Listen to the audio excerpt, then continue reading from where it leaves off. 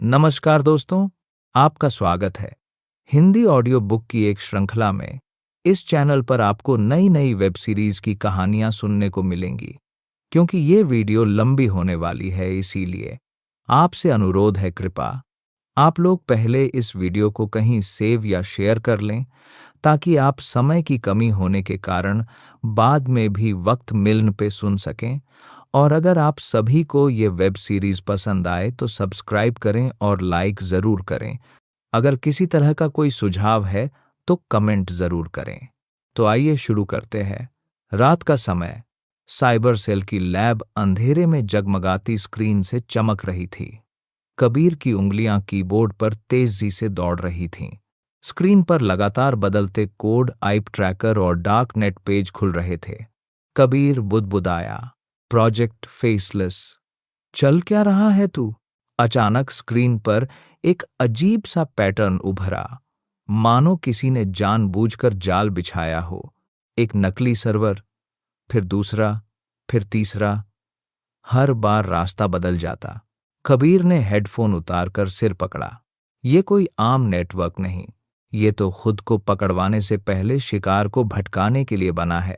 जैसे भूल भुलैया, नील उसके पास आया। मतलब शैडो के पीछे कोई और है। कबीर, कोई और नहीं, पूरा सिंडिकेट है। दूसरी तरफ अर्जुन ने पुलिस मुख्यालय से चुपके से फाइलें उठा ली थीं।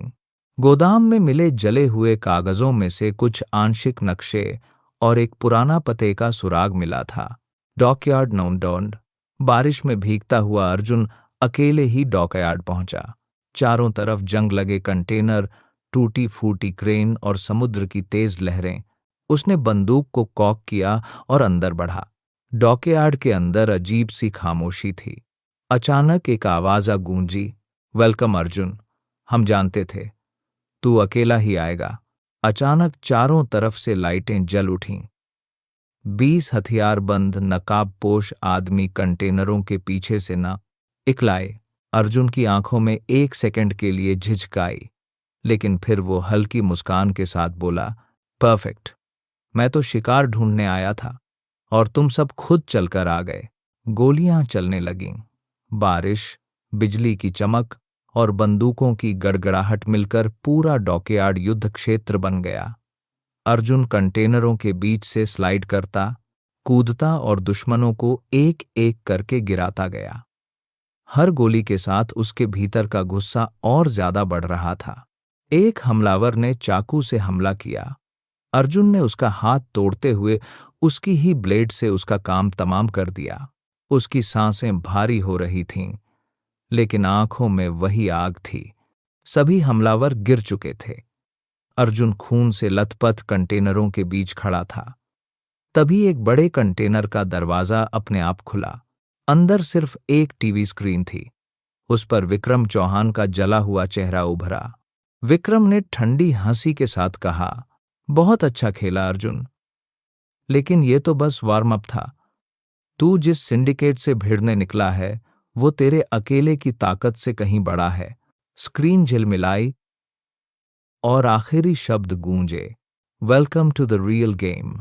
अर्जुन को अब यकीन हो चुका था, ये लड़ाई अब सिर्फ रेड शैडो से नहीं, बल्कि एक पूरी शैडो सिंडिकेट से है।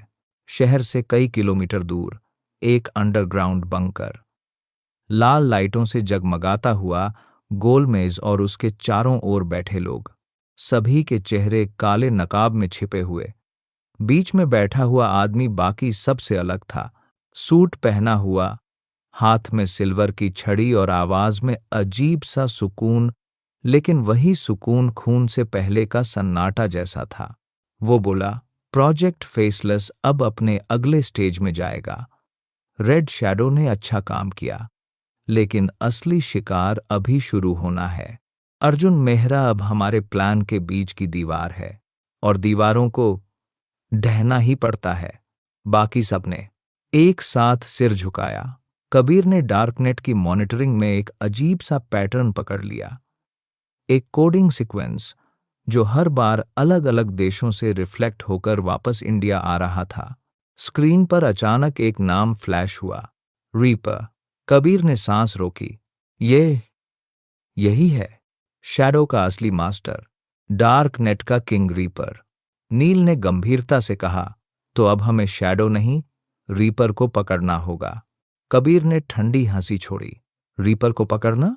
वो भूत है, और भूत को पकड़ने वाले खुद गायब हो जाते हैं। अर्जुन अस्पताल में रीना के बेड के पास बैठा था। रीना अब भी बेहोश थी, लेकिन उसकी उंगलियां हल्की सी हिलीं। अर्जुन ने तुरंत उसका हाथ पकड़ लिया। उसकी आंखें नम थीं, लेकिन चेहरा सख्त। रीना, तू बस जाग जा। मैं वादा करता हूं, इस रीपर को ढूंढकर तेरे सामने लाऊंगा, चाहे इसके लिए मुझे पूरी दुनिया से भिड़ना पड़े। बंकर में फिर मीटिंग जारी थी। रीपर ने स्क्रीन पर एक शहर का नक्शा दिखाया। फेज 2 अब शुरू होगा। अगला ब्लास्ट शहर की मेट्रो लाइन पर। बाकी सब चौंक उठे। रीपर ने ठंडी मुस्कान के साथ कहा, लोगों को डर में जीना होगा, तभी वो प्रोजेक्ट फेसलेस को स्वीकार करेंगे। नील और अर्जुन को मेट्रो धमाके की गुप्त जानकारी मिली, लेकिन वक्त सिर्फ 2 घंटे था। नील ने टीम इकट्ठा की। कबीर ने मेट्रो नेटवर्क हैक करने की कोशिश शुरू की। अर्जुन ने बंदूक लोड की और बोला, अगर ये जाल है भी, मैं उसमें फंसने को तैयार हूं, लेकिन किसी मासूम की जान नहीं जानी चाहिए। अब खेल सिर्फ छाया और शिकारी के बीच नहीं था, अब पूरा शहर दांव पर था। मुंबई मेट्रो का सेंट्रल लाइन रात के 9,000 बजे भीड़ से भरी ट्रेन स्टेशन पर खड़ी थी। लोग चढ़ उतर रहे थे। नील के हाथ में वॉकी टॉकी था। टीम, ध्यान रहे, सिर्फ 1 घंटा 20 मिनट है। अगर रीपर सही है तो बम कहीं इस नेटवर्क में इम्प्लांट किया गया है। मेरे आजी के इम्प्लांट किया गया है। कबीर कंट्रोल रूम से बोला, मैंने सीसीटीवी हैक कर लिया है, लेकिन पूरी फीड में कोई भी संदिग्ध पैकेज अभी तक नहीं दिखा।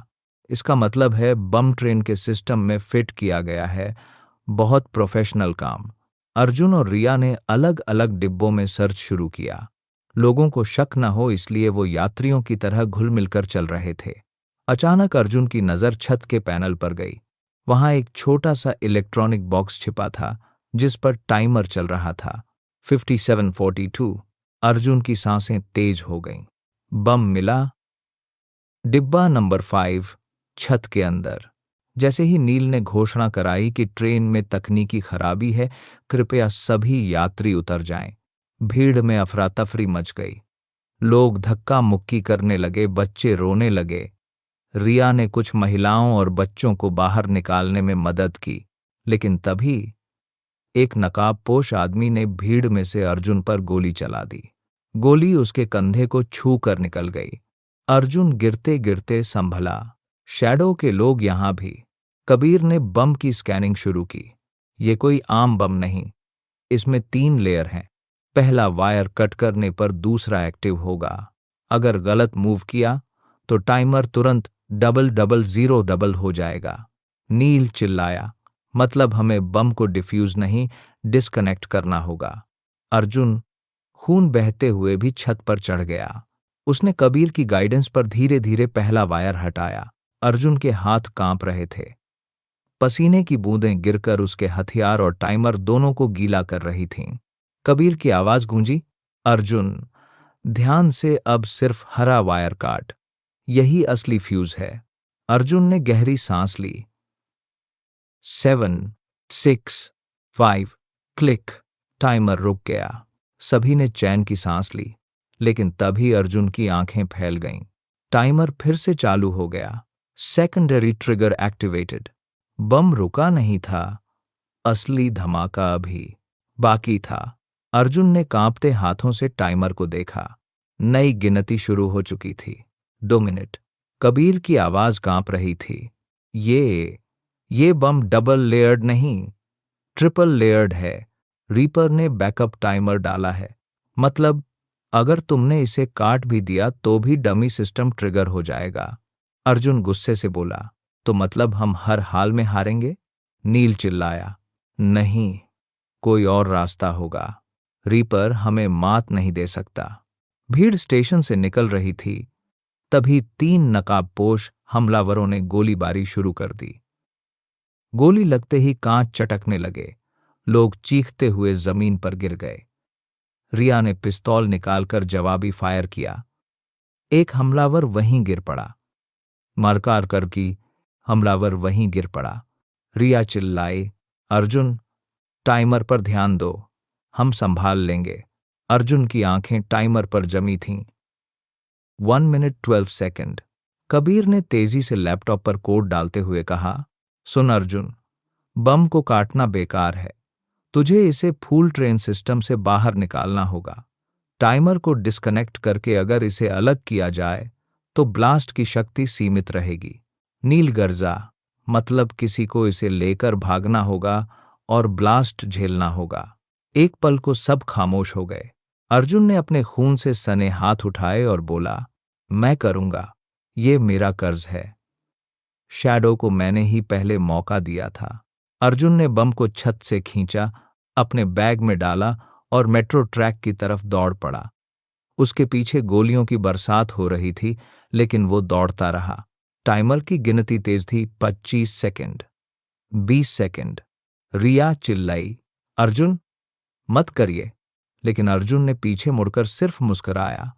देश की जान मेरे जान से बड़ी है। साथ ही साथ मैस्कर ने अर्जुन मेट्रो टनल के अंधेरे हिस्से तक पहुंच गया। उसने बम को दूर फेंक दिया और खुद पीछे कूद गया।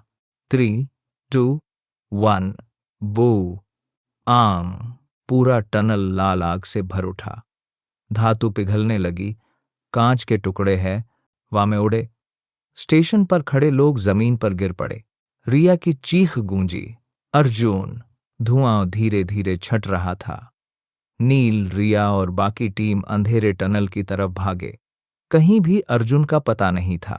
सिर्फ जमीन पर उसका टूटा हुआ बैज पड़ा था, ऑफिसर अर्जुन मेहरा। अर्जुन का बलिदान शहर को बचा गया, लेकिन शैडो और रीपर को उसकी मौत ही चाहिए थी। मेट्रो ब्लास्ट के बाद पूरा स्टेशन धुएं से भर गया था। पुलिस, फायर ब्रिगेड और एम्बुलेंस की गाड़ियों की आवाजें हर ओर गूंज रही थीं। रिया अब भी चिल्ला रही थी, अर्जुन, अर्जुन। उसके हाथ कांप रहे थे, आंखें लाल हो चुकी थीं। नील ने उसका कंधा थामकर कहा, रिया, वो चला गया, उसने शहर बचा लिया। लेकिन रिया फूट फूट कर रो पड़ी, नहीं, अर्जुन नहीं मर सकता। वो वादा करके गया था। जांच टीम ने टनल से सिर्फ मलबा, जले हुए लोहे और धुएं से काली राख निकाली। वहां एक टूटा हुआ पुलिस बैज पड़ा था, officer Arjun Mehra, CID special unit. Havildar Joshi ने धीमी आवाज में कहा, साहब, शायद यही उनकी आखिरी निशानी है। टीम की आंखों में आंसू थे, लेकिन नील का चेहरा कुछ सोच में डूबा हुआ था। कबीर अपने लैपटॉप पर बचे हुए ब्लैक बॉक्स डेटा को देख रहा था। उसने अचानक कहा, सर, कुछ गड़बड़ है। ब्लास्ट इतना कंट्रोल्ड कैसे हो सकता है? अगर बम इतना बड़ा था तो पूरा स्टेशन उड़ा देना चाहिए था। नील ने भौहें चढ़ाईं। मतलब तू कह रहा है कि यह असली ब्लास्ट नहीं था? कबीर, बिल्कुल, ये प्रोग्राम्ड डिटोनेशन था। शैडो ने सिर्फ धुआं और आग का भ्रम पैदा किया ताकि सबको लगे अर्जुन मर गया। रिया की आंखों में चमक लौटी। मतलब अर्जुन जिंदा हो सकता है? रात के 3 बजे कबीर के सिस्टम पर अचानक एक अनजान मेल आया। मेल के अटैचमेंट में एक वीडियो था, अंधेरा कमरा और कुर्सी पर बंधा हुआ अर्जुन। उसके चेहरे पर चोटों के निशान थे, लेकिन वो जिंदा था। वीडियो में एक भारी आवाज गूंजी, इंस्पेक्टर अर्जुन अब हमारे पास है। ये सिर्फ शुरुआत है।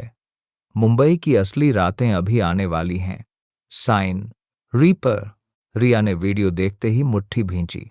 मैं कसम खाती हूं, अर्जुन को वापस लाऊंगी, चाहे शैडो की जड़ें नर्क में क्यों ना हों। नील ने सिर झुकाकर हामी भरी। कबीर ने सिस्टम बंद किया और बोला, अब लड़ाई एक और लेवल पर है। ये सिर्फ मुंबई का केस नहीं, ये शैडो का ग्लोबल नेटवर्क है। अर्जुन मरा नहीं था, वो शैडो की कैद में था, और अब जंग, खून और धोखे की असली किताब खुलने वाली थी। अर्जुन ने धीरे धीरे होश संभाला। चारों ओर अंधेरा था, उसकी आंखों पर मोटी पट्टी बंधी हुई थी, हाथ पैर लोहे की कुर्सी से जकड़े हुए। उसके कानों में लोहे की जंजीरों की खड़खड़ाहट और दूर कहीं पानी की टपकती बूंदों की आवाज गूंज रही थी। एक भारी, ठंडी आवाज आई, वेलकम बैक इंस्पेक्टर। अर्जुन दांत भींचकर बोला, रीपर, सामने आ। कायर। हंसी गूंजी, तुझे जिंदा रखा है ताकि तू देख सके कैसे तेरा शहर राख में बदलता है। मुंबई पुलिस हेडक्वार्टर में कबीर अपने लैपटॉप पर सैटेलाइट डेटा स्कैन कर रहा था। रीपर के वीडियो का मेटा डेटा छांटते छांटते उसने अचानक रुककर कहा, रिया, देखो, इस वीडियो की बैकग्राउंड ऑडियो में एक अजीब सी गूंज है।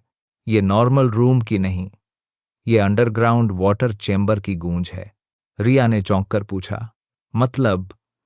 अर्जुन को किसी पुराने टनल या सीवर सिस्टम में कैद किया गया है। कबीर, बिल्कुल, और मुंबई में सिर्फ 2 जगह ऐसी हैं। 1, पुराना dockyard tunnel. Number 2, Elephanta caves के नीचे बना वो सीक्रेट आर्म्स स्टोरेज जो कभी ब्रिटिशर्स ने बनाया था। नील ने गहरी सांस ली। तो शैडो का ठिकाना इन्हीं में से एक है। तभी दरवाजा खुला और अंदर आया विक्रम चौहान, वो सीक्रेट इंटेलिजेंस ऑफिसर जो शैडो के करीब तक पहुंचा था। विक्रम ने नक्शा टेबल पर फैलाया। मेरे नेटवर्क ने खबर दी है, शैडो का नया हब डॉकयार्ड के नीचे है। वहां 1940s में बने टनल्स हैं और उन्हें हाल ही में एक्टिव किया गया है। नील ने उसकी आंखों में देखा। तू पक्का है विक्रम? ये ऑपरेशन फेल हुआ तो अर्जुन की जान जाएगी।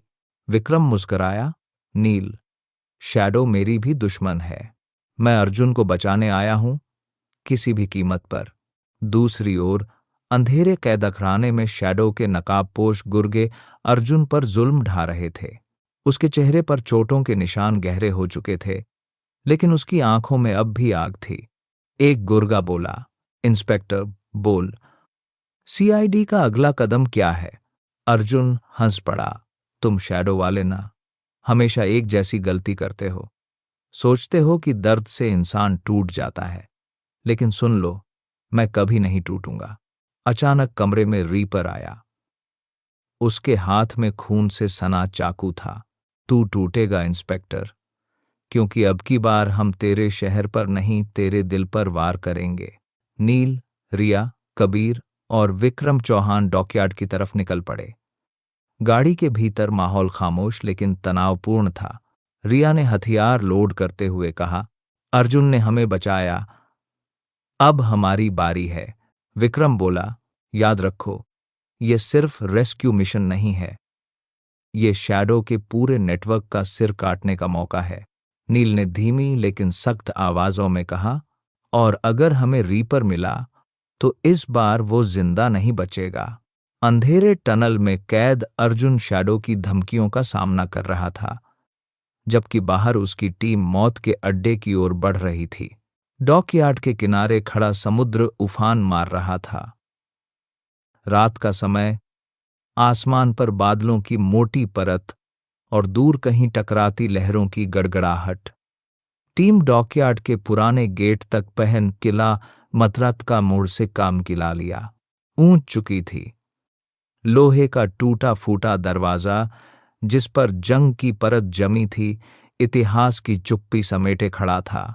कबीर ने धीरे से कहा, जीपीएस सिग्नल यही रुक गया है, मतलब अर्जुन नीचे कहीं इसी टनल में है। विक्रम ने दीवार टटोलते हुए फुसफुसाया, हाँ, ब्रिटिश के जमाने का अंडरग्राउंड नेटवर्क सीधे समुद्र से जुड़ता है। शैडो ने सही जगह चुनी है। नील ने पिस्तौल की मैगजीन चेक की और बोला, याद रखो, नॉइज कम से कम हो। ये रेस्क्यू मिशन है, कोई फिल्मी शूट आउट नहीं। पुराने गेट को खोलते ही टीम नीचे उतर गई। सीढ़ियां काई से भरी, हवा में सीलन और लोहे की गंध। छोटे छोटे बल्ब जल रहे थे, जिन पर नई वायरिंग थी। रिया ने बुदबुदाया, शैडो ने इस जगह को नए सेफ हाउस में बदल दिया है। अचानक आगे की दीवार पर एक शैडो सिंबल लाल पेंट से बना, चिन्ह अंक सिंबल, जो रीपर का सिग्नेचर था। विक्रम, ये शैडो की चेतावनी है, मतलब हम सही रास्ते पर हैं। टनल के अंदर शैडो के मास्क्ड सोल्जर्स सीसीटीवी स्क्रीन पर नजर गड़ाए बैठे थे। एक ने चिल्लाकर कहा, boss, intruder spotted, they're coming in. Reaper ने स्क्रीन पर नील और रिया को देखा और हल्की हंसी हंसी। वेलकम सीआईडी, खेल अब शुरू होता है। टीम ने एक चौड़े हॉल में कदम रखा। अचानक चारों ओर से गोलियों की बौछार शुरू हो गई। रिया ने तुरंत कवर लेते हुए जवाबी फायर किया। कबीर, जो आमतौर पर लैपटॉप पर रहता था, अब हाथ में एसएमजी लेकर शैडो के गुर्गों को गिरा रहा था। नील ने चिल्लाकर आदेश दिया, move formation delta, cover fire. Vikram आगे बढ़ा। उसकी हर मूव ट्रेंड सोल्जर जैसी थी। उसने एक एक कर शैडो गार्ड्स को चुपचाप गिराया। उसी वक्त टनल के एक अंधेरे हिस्से से अर्जुन की दबती हुई चीख गूंजी। नील, टीम ठिठक गई। रिया की आंखों में आंसू चमक उठे। विक्रम ने हाथ इशारे से रोका, ये ट्रैप भी हो सकता है। शैडो तुम्हें भ्रमित करने की कोशिश कर रहा है। लेकिन नील की आंखों में गुस्सा भर गया। ट्रैप हो या नहीं, मैं अपने भाई को अकेला नहीं छोड़ूंगा। टीम जैसे ही अगले कॉरिडोर में पहुंची, अचानक जमीन हिल गई। एक जबरदस्त विस्फोट हुआ। टनल का हिस्सा गिर पड़ा और रेत पत्थर की बौछार में चारों ओर धुआं भर गया। शैडो के स्पीकर सिस्टम से रीपर की आवाज गूंजी, साइड वालों, तुम्हारी हिम्मत काबिले तारीफ है, लेकिन अब यहां से जिंदा निकलना तुम्हारे बस में नहीं। धुएं और मलबे के बीच टीम फंस चुकी थी और कहीं पास ही अर्जुन जिंदगी और मौत की जंग लड़ रहा था। ब्लास्ट के बाद टनल का हिस्सा ढह चुका था। मलबा, धुआं और गिरते पत्थरों के बीच रिया, नील, कबीर और विक्रम दबे हुए रास्ते से निकलने की कोशिश कर रहे थे। कबीर ने हड़बड़ी में अपना पोर्टेबल ड्रोन निकाला। उसने स्क्रीन चेक करते हुए कहा, ब्लास्ट के पीछे C4 प्लांटेड था। शैडो ने हमें टुकड़ों में बांटने का प्लान किया था। रिया ने घुटते हुए जवाब दिया, इसका मतलब अर्जुन और भी गहरी टनल में है और वो अकेला है। नील ने जिद भरे लहजे में कहा, नहीं, अर्जुन अकेला नहीं है। जब तक मैं जिंदा हूं, उसे कोई शैडो छू भी नहीं सकता। टनल के अंदर एक लोहे की कुर्सी पर अर्जुन बंधा हुआ था। चेहरे पर खून, होंठ फटे हुए, लेकिन आंखों में वही तेज। उसके सामने रीपर खड़ा था, काले टैक्टिकल सूट में, चेहरे पर काला मास्क और गले में वही लाल अंक सिंबल लटक रहा था। रीपर ने अर्जुन के चेहरे के पास झुककर ठंडी आवाज़ में कहा, तुम्हें पता है अर्जुन, शैडो के खिलाफ लड़ना ऐसा है जैसे तूफान को हथेलियों में पकड़ने की कोशिश करना। अर्जुन ने खून थूकते हुए मुस्कुराकर जवाब दिया, और तूफान को रोकने के लिए बस एक बिजली ही काफी होती है। इसी दौरान मलबे से निकलकर नील और टीम अगले कॉरिडोर में पहुंचे। वहां एक बड़ी लोहे की दरवाजा जैसी चौखट थी। अंदर से अर्जुन की आवाज सुनाई दी। रिया की सांसें तेज हो गईं। वो अर्जुन है। जैसे ही दरवाजा तोड़ा गया, टीम का सामना सीधे रीपर और उसके 10 मास्क्ड सोल्जर्स से हुआ। कमरे में अंधेरा, लेकिन लाल लाइटें टिमटिमा रही थीं। रीपर ने धीरे से अपने हाथ उठाए और उंगली से इशारा किया।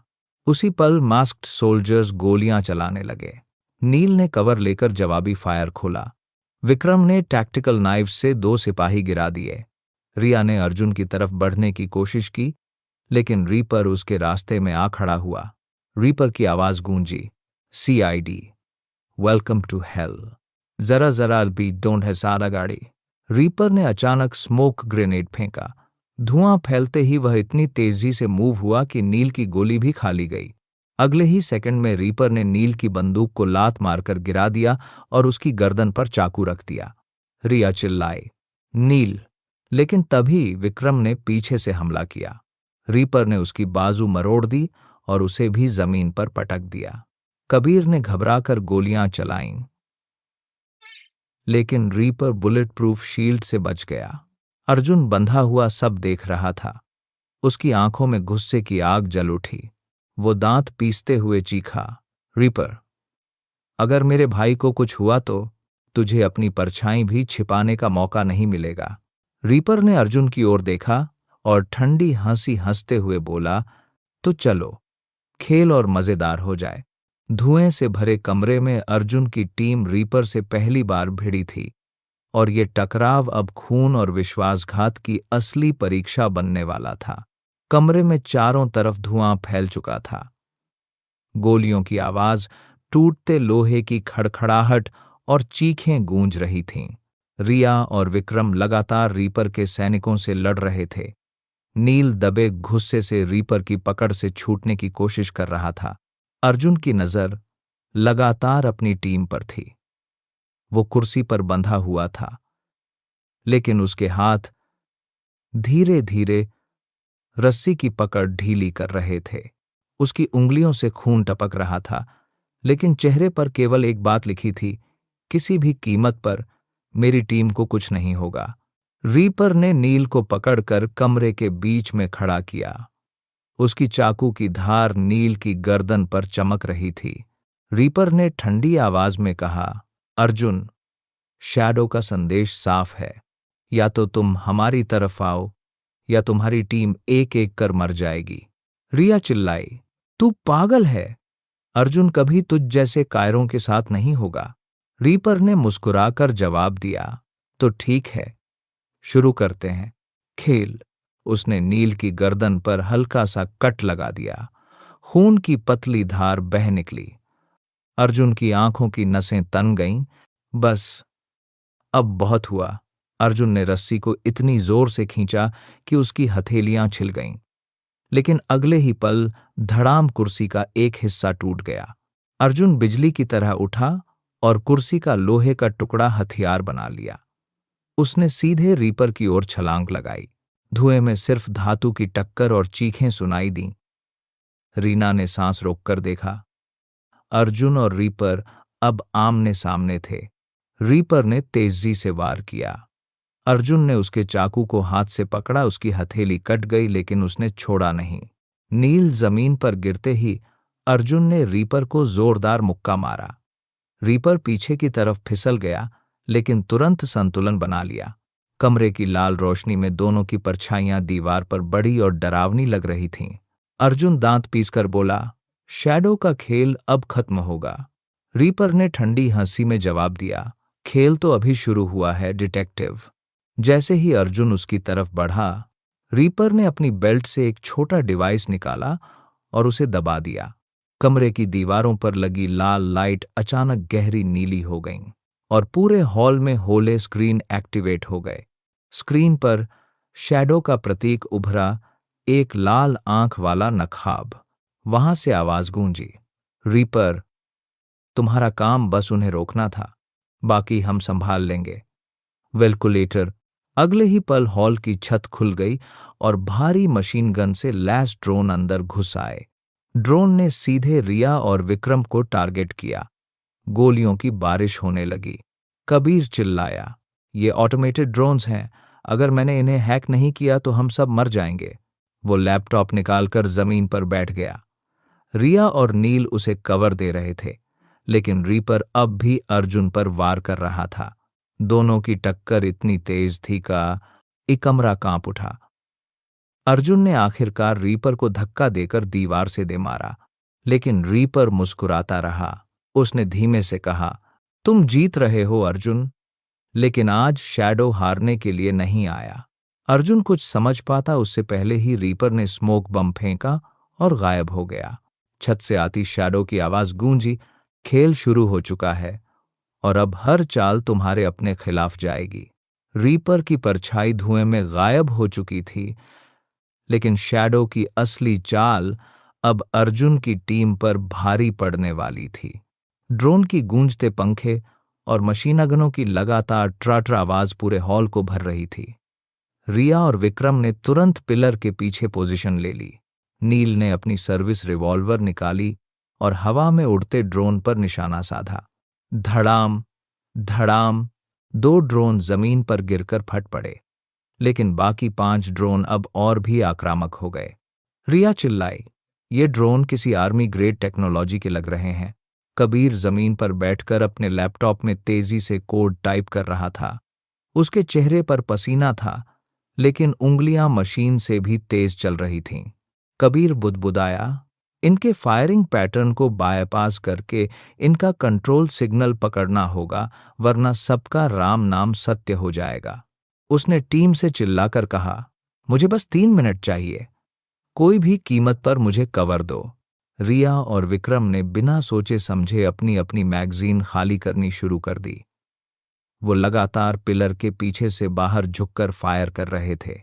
रिया के कानों के पास से एक गोली गुजरी, उसने दांत भींचकर जवाबी गोली चलाई। एक और ड्रोन धड़ाम से गिरा।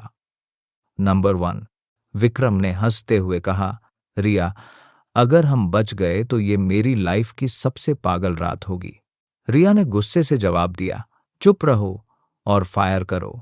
धुएं में छिपा रीपर अचानक से दोबारा प्रकट हुआ। उसने अर्जुन पर पीछे से एक अरू की वार करने की कोशिश की, लेकिन इस बार अर्जुन तैयार था। उसने रीपर की बाजू पकड़कर उसे घसीटकर जमीन पर पटक दिया। अर्जुन गरज कर बोला, भागने की हिम्मत मत करना, आज तेरा खेल खत्म है। रीपर बस हल्की मुस्कान देकर बोला, आज नहीं डिटेक्टिव, अभी बहुत पन्ने बाकी हैं। कबीर का लैपटॉप तेजी से बीप करने लगा। स्क्रीन पर लाल चेतावनी आई, access denied, shadow protocol. Kabir की आंखें फैल गईं। ये कोई आम ड्रोन नहीं, इनका नेटवर्क शैडो के सर्वर से डायरेक्ट जुड़ा है। उसने गहरी सांस लेकर बोला, तो अब शैडो से दिमागी जंग शुरू।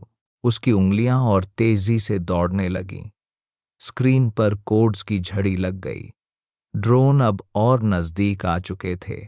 नील ने पिलर से झुककर सीधा शॉट मारा, एक ड्रोन फट गया, लेकिन बाकी 3 ने एक साथ गोलियों की बौछार कर दी। कंक्रीट की दीवारें टूटने लगीं। रिया लगभग जमीन पर गिर पड़ी, लेकिन विक्रम ने उसे पकड़ लिया। अर्जुन अब रीपर की गर्दन पकड़े हुए था, लेकिन उसकी नजर लगातार टीम पर थी। कबीर, जल्दी! कबीर ने अचानक कीबोर्ड पर आखिरी एंटर दबाया। लैपटॉप की स्क्रीन हरी चमक उठी। Access granted. कबीर ने चिल्लाया, कंट्रोल मेरे पास है, लेकिन सिर्फ 60 सेकंड के लिए। उसने तीनों ड्रोन को एक दूसरे की तरफ घुमाया। ड्रोन एक दूसरे से टकराकर जोरदार धमाके में फट गए। हॉल फिर से धुएं और आग में भर गया, लेकिन इसी बीच रीपर ने अर्जुन को धक्का देकर दूर फेंक दिया और धुएं में गायब हो गया। ड्रोन के जलते मलबे के बीच अर्जुन खड़ा था, लेकिन रीपर और शैडो दोनों अब भी उसकी मुट्ठी से बाहर थे। ये खेल तो अब और भी ज्यादा खतरनाक हो रहा है। आप लोगों को क्या लगता है, क्या अर्जुन और उसकी टीम रीपर और शैडो से जीत पाएगी? क्या अर्जुन उन्हें दोबारा पकड़ पाएगा? जानने के लिए मेरे साथ बने रहिए। अब तक की ये कहानी आप लोगों को कैसी लगी कमेंट करके ज़रूर बताएं। और अगर अच्छी लगी हो तो लाइक और सब्सक्राइब ज़रूर करें। तो मिलते हैं अगले पार्ट में। धन्यवाद।